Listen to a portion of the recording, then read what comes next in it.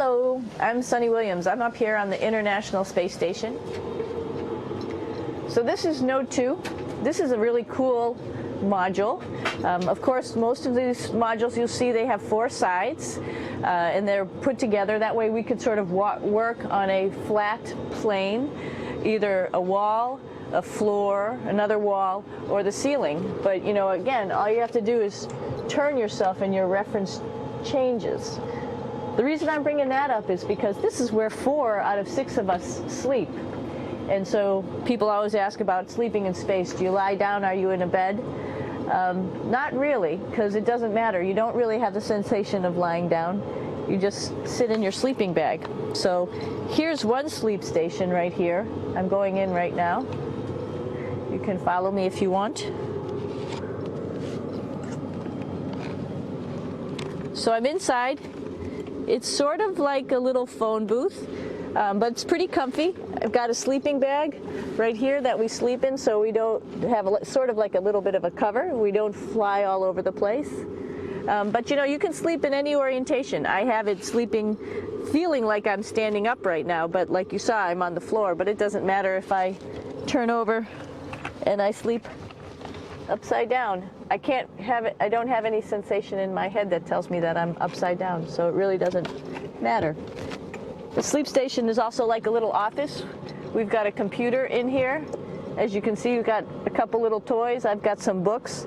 I've got some clothes and other things that make it sort of like home. I'm coming out. And just for reference, that's one sleep station. This one's another. Right here. There's one on the ceiling, if you want to call it. Right here. And then there's a 4th on the other wall over here. So all of us sleep in a little bit of a circle. All right, come on back. There's more to show you.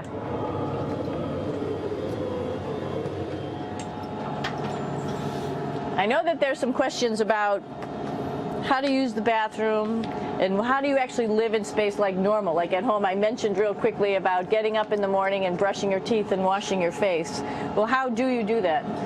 Well, here is the bathroom essentially. You get up in the morning and we have a little kit and it has all the essential things that you need, like your toothbrush and toothpaste and brush. See how much better the brush makes my hair look?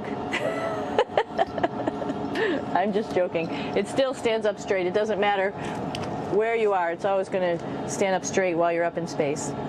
A lot of people ask about toothbrush and toothpaste. So, luckily enough, toothpaste, you can do it upside right this way, is sticky, and so it sticks to your toothbrush. No problem.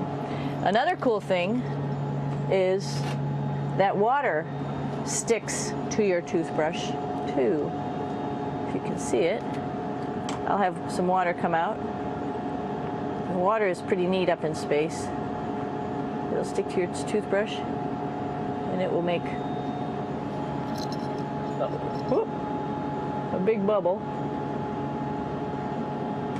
and that's just by surface tension. And then you can drink it. So a lot of people ask about what do you do with the toothpaste after you brush your teeth.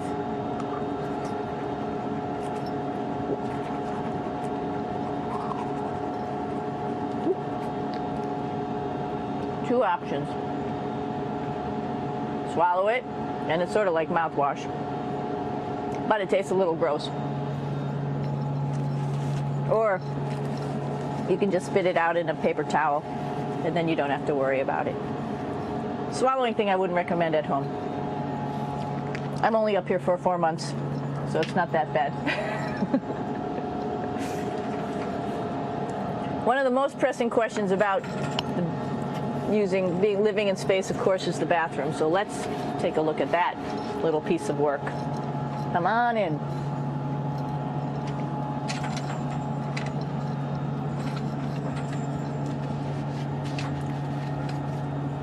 Here we are at the throne.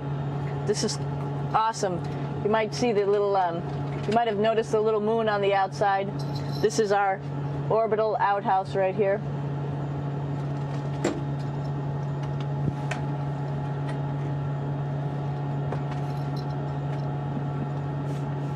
And of course, it serves for two functions. Number 2, right here. I'll show you. But you see it's pretty small, so you have to have pretty good aim, and you be ready to make sure things get let go the right direction. And it smells a little bit, so I'm closing it up. And that's, of course, for number 2. And this guy right here is for number 1. So they're sort of two slightly separate functions, but you can do a little, essentially both, by hanging on right here and doing number 1 and number 2. I might add it's color coded, so you really don't get it mixed up, which is nice. This is yellows for number 1. And also there's a selection of paper. People always ask about toilet paper. What do you do with toilet paper? What kind of toilet paper do you have? We have gloves, just because sometimes it does get messy. We have some Russian wipes, which are a little bit coarse if you like the coarse type of toilet paper.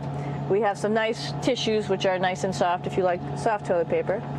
We have Huggies, just for any cleanup. You know, we were all babies once, and this sort of helps. And then if things get really out of control, we have disinfectant wipes, just to make sure we clean up here. Because, you know, just like the water I showed you, the number 1 stuff can sort of go all over the place if you don't aim correctly. And did I mention both of these have a little bit of suction, so they should keep things going in the right direction. But like I said, sometimes things get a little out of control if you are out of control yourself flying around. So we have lots of protective stuff. And of course, you do have your privacy. There's a little door, so other people know that you're in there. Here's a pretty cool place. This is sort of like in your house where everybody meets in the morning. After you wash your face, brush your teeth, you want to find something for breakfast. And this is our kitchen. You might notice there's all sorts of foods here. It's like opening the refrigerator. You got all your different stuff that you want to have: drinks, meats, eggs, vegetables, cereals, bread, snacks. And that's a good place. That's where you find all the candy. Side dishes, and then some little power bars just in case. So we have all this type of food. Some of it is dehydrated, and so we have to hydrate it, fill it up with water. Some of it is already made, and then all we have to do is heat it up. So something like this, I'm pulling out barbecued beef brisket. Pretty yummy. Not only is this food made in the US, but we also have food here from Japan. We've got Russian food. As you can see, all these red containers are filled with food that's from Russia. And then we get some of our specialty stuff, some things that we like, some of our favorite stuff that your family can send up. In fact, I like fluffernutters, and so I got sent up some fluff so I could make my fluffernutter with peanut butter. So you have a lot of food up here, no problems. Now, I'm going to say where we are. So right now, we're in the Japanese laboratory. It's one laboratory out of many here on the International Space Station. It's actually on the left-hand side. If I was International Space Station and I was flying through space like this, my left hand would be where the Japanese laboratory is.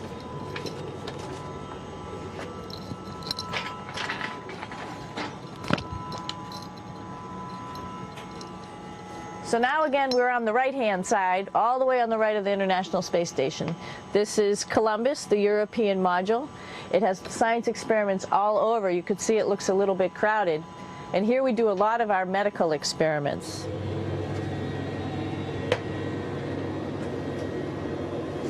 Here we are in the U.S. laboratory.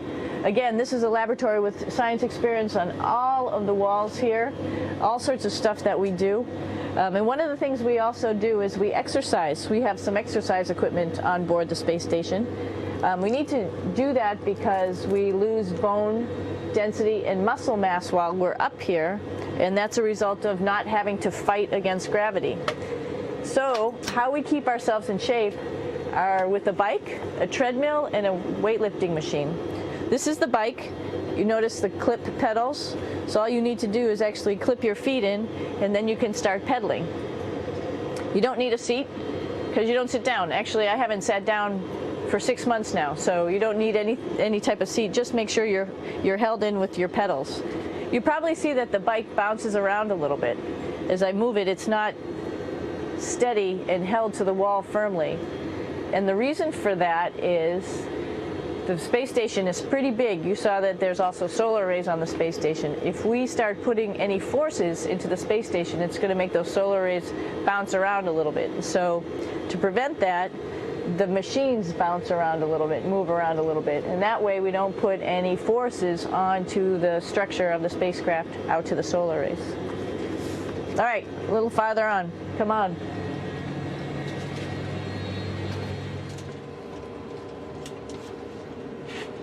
I'm here with my two buddies in the airlock. Actually, these are two spacesuits that are ready, primed up to go outside, as we call it, to go do a spacewalk in case we have to do anything outside. Some of the things we do outside are just like inside, repairs. We have a lot of electrical boxes and machinery and solar arrays, in fact, that I talked about earlier, that are outside, and sometimes they don't work quite right. Remember, space is really cold and really hot, and it's also the vacuum of space with no pressure, and so some of the equipment doesn't work well all the time. So we might have to go out and do a spacewalk. Right behind me is actually the hatch that you go out into space, and right now we have it filled up with a couple other spacesuits because we've got 4 of them up here and some of our tools. But right behind here is the hatch in which you actually go right outside into the vacuum of space. The spacesuit is pretty big, as you can see. It's like being a football player. Part of the reason it's so big and bulky is because of this backside, this backpack. It's like going on a hike with a backpack, but the backpack and the suit weighs about 300 pounds. Luckily in space, nothing really weighs anything, so you don't feel that it's so heavy. But we need to have such a big suit because that guy back there is essentially the heart of the spacecraft. I call this actually a spacecraft.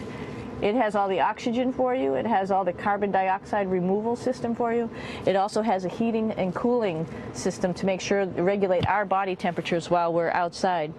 It also has a computer, so it tells you on a display here if there's anything that's going wrong with the suit, if we're running out of oxygen, if we have too much carbon dioxide, or any type of electrical problem. So it's a pretty awesome little spacecraft, and actually got to go out, use my little spacecraft a couple times, and it worked like a charm. Lucky that it works very nice. You might want to see what the helmet looks like. It's pretty cool too. We don't usually go out like this, so you usually can see when the helmet's open. So you can see what it looks like inside. Somebody's little head would be inside of here. So you can see, you can turn your head all the way around while you're inside of there, but the helmet stays still. So that's determines your how far you could see. And it's usually pretty sunny out there, so we have to wear our sunglasses, and this is our sunglasses right here, which make you look pretty cool.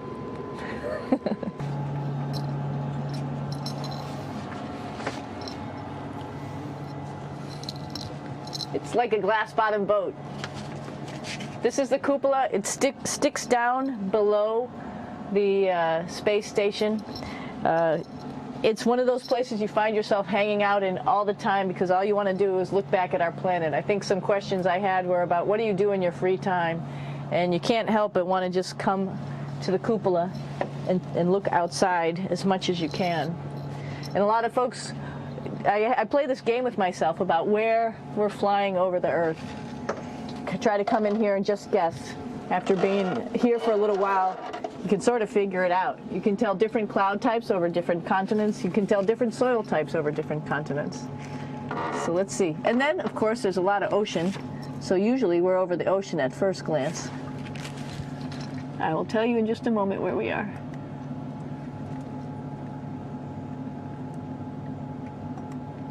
What? There we go. So right now we are right over Africa. It's a little bit cloudy, as you can tell. So we're right over the continent of Africa. Hey, what's that? I think that's a Soyuz spacecraft. That's the spacecraft that's taken us home to planet Earth today. Oh my gosh. We might have to go take a look at that. That's pretty cool. It's a little bit smaller than the rest of the spacecraft, the space station, so you'll see if we go there, it'll be a little bit more crammed. But we're going, you can look all the way back to the back of the spacecraft, which is where the Russian segment is, and then you could look all the way forward to the front of the spacecraft, where the Japanese laboratory, the European laboratory, and the American laboratory are, and then back to the solar arrays where we started in this morning when we were looking out the Japanese window.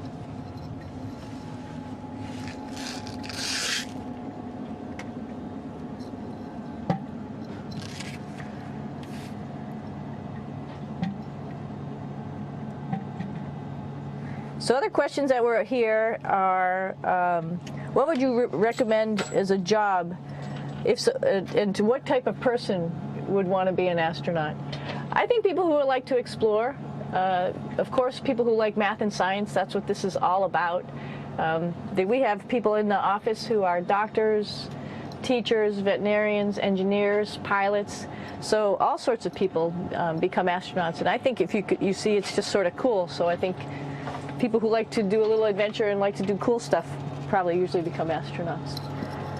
Hey, one thing I didn't show you, or I talked about but I didn't show you, was the exercise, another piece of exercise device, which is the advanced resistive exercise, and that's what this is right here. This is ARED, and you could probably see this bar. Let me just do a little bit of maneuvering here. Stand by. You have to set it up just like at any other gym.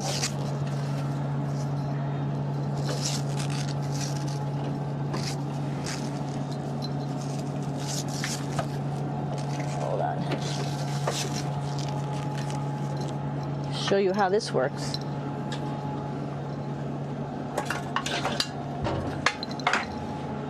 So you can see you can change your attitude just by going from one module to the next, going up from the cupola down here.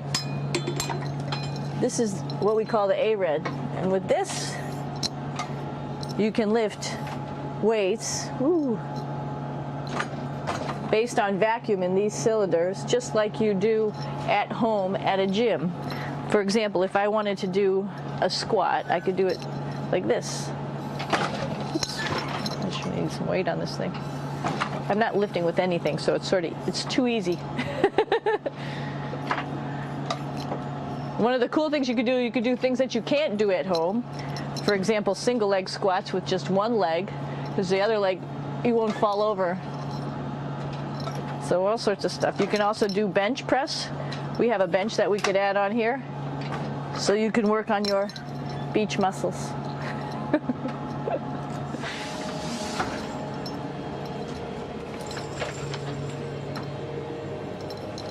Hey Aki, what are you doing down there? Crashing things. This is one of the cool things about space too. It sort of looks like there's a big old hole here, but you don't even think twice about it. You could just jump over the hole, or if you want, you can go jump into the hole. I'm coming down. Woo!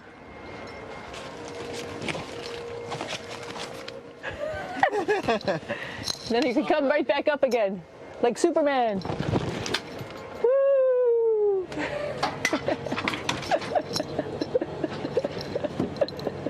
We're lucky we have a really cool big space station that you can fly around in. That's actually called the PMM. You might have saw it out the window. It's a big silver canister. What's really great about that is it's essentially our closet in our pantry, or whatever you want to call it. We have extra food down there, we have extra clothes, we actually throw the trash out down there. So it's nice and organized, and we have all of our stuff that we need while we're working in all these other modules all stowed in this location down here. And it's a lot of fun to play in. So we're going into the Russian segment. Be ready. You don't need a passport either.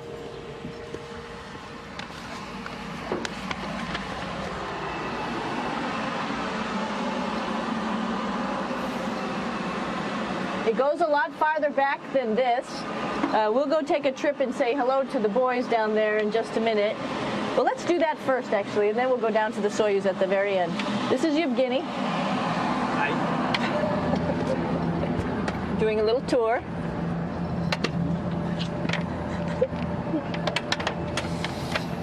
This is the FGB, and what's cool about this module, it is actually the very first piece of the space station that came up in 1998. The space station has been around for about now manned for 12 years, but it's been up in space for about 14 years. And this was the very first. It is like the Russians' PMM. It has a lot of storage, as you can see.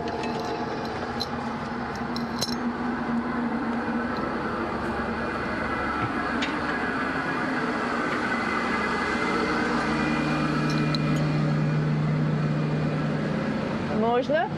Снимаем. Чуть-чуть.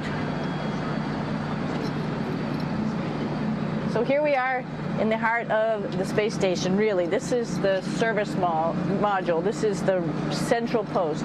In case we had any problems, I know a couple of the questions were about what type of things do you have to worry about. And some of the things we have to worry about in space are fire. If we had a fire, if we had a depressurization, like we were hit by a micrometeorite and it made a hole, or if we had some type of toxic atmosphere. We use ammonia for our radiator, so there is a possibility that ammonia could come into the vehicle, and then it would be bad for all of us. If we have any of those problems, we come right here, which we call the central post. It is the main heart of the space station. It was also the first computers that came up here that ran the space station. And so behind this wall right here are these main computers. So we gather here as a group of 3 or 6 and then figure out how we're going to either fight the fire, patch the hole, or solve the toxic spill. And what's cool about this module, of course, it's the central post. It also has great windows right down toward Earth. It has controls to fly in visiting spacecraft if they need some assistance right here. It has Russian computers as well as American computers to help us control anything we need to on the space station. It's a couple of our crewmates back there, Oleg Novinsky on the right and Yuri Malenchenko on the left. And there's also a second bathroom here, which is really cool because 6 of us going to one bathroom is really tough. And so there's one bathroom here and one bathroom on the other side where I showed you. And you can probably see on the wall behind Oleg and Yuri some of the heroes of the space program. Sergei Korolev, who was a chief designer of putting men into space, and of course on the right-hand side, Yuri Gagarin, the first man to go into space. So just reminds us of our roots. Yuri, what are you doing? Что делать? Making coffee. Oh. Black coffee. Yeah. Looks good. Okay. Спасибо. We're going to check out our Soyuz real quick. Make sure it's ready to go. All right, back to the Soyuz.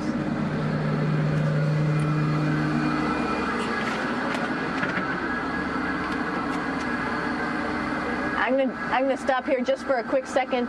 You can see on the Russian spacecraft there's also other modules that stick out, down, and above. Right here is, let's see, I'm trying to be oriented. That's a place where we do spacewalks from for the Russian side. There's Russian spacesuits in here, and also a visiting vehicle which brought fruits and vegetables and becomes a trash container when we undock. Up on this side is also a future place where they're going to do spacewalks from, and connected to it is Kevin's, Oleg's, and Yevgeny's Soyuz spacecraft. And now let's go see ours. Whoop! Извините. No problem. Это пробка.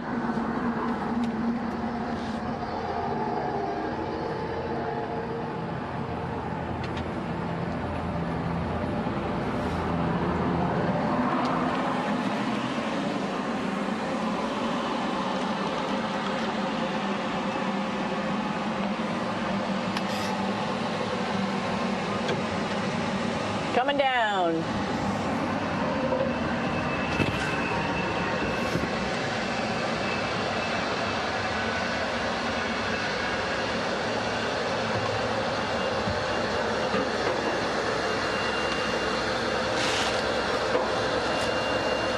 It's a little tricky getting in here.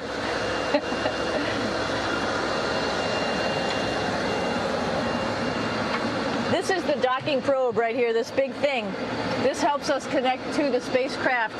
This probe actually sticks into this cone, and that's how the spacecraft, our Soyuz, becomes connected to the ISS initially. That is then replaced by clamps, which are around here, that will allow the two spacecraft to be stuck together. And then you can remove the probe and the cone.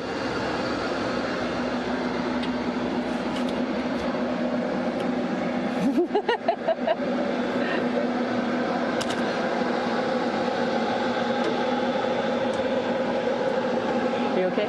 All right, so here we are in the Soyuz. This is what we call the BEO, the living compartment, bytovoy otsek in Russian. It also has a little bathroom. It's not as good as the other bathrooms, so we try not to use it too much. It has drinking water in it if we need something to drink. And then, of course, it's filled up with a lot of cargo for us. Bringing up and also bringing back down. It has a second purpose when it comes back to Earth. It serves as a garbage container. During the descent, we'll get rid of this area right here, and everything that's in it will just burn up as it's coming into the atmosphere, so that way we can get rid of a little bit of trash. But the main area where we were on launch and where we're going to be on descent is down here, because we're not part of the trash. So we're in a safe place. So we're in the descent module, SA. It's a little small, but you can get in.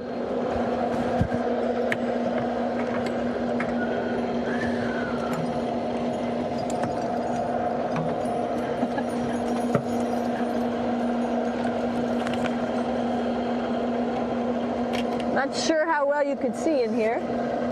Hold on for a second. I'm going to turn it up this way, just so you could see the hatch and you could see Kevin. It's a little bit small, but we'll come in and show you around. You coming in? Probably not. Okay.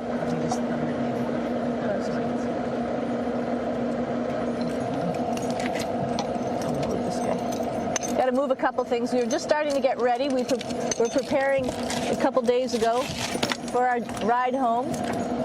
It's a little bit squishy, but everybody asks, how do you sit in the Soyuz? And you sort of sit in your seat like this.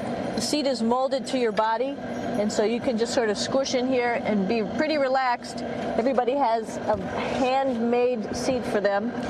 And then, of course, there's a control panel, and that's where we do most of our actions and work right here. There's hand controllers, which you can fly the vehicle with, and there's a stick right here, primarily used for communications when we're trying to talk to the ground. So 3 of us fit in here. Like I said, it's a little squishy, but somehow it seems like we all managed to get in here and fit pretty well, and it's a pretty safe ride home. You're probably wondering, what's all this junk behind us? Well, it's all of our parachute, first of all, and then it's all of our survival gear, just in case we end up landing in some strange place on the planet and nobody's there to rescue us right away. We have all sorts of survival gear with us, keeping us safe in here. So they've pretty much thought of everything. And we'll be home on the planet within the next 12 hours. Pretty shocking.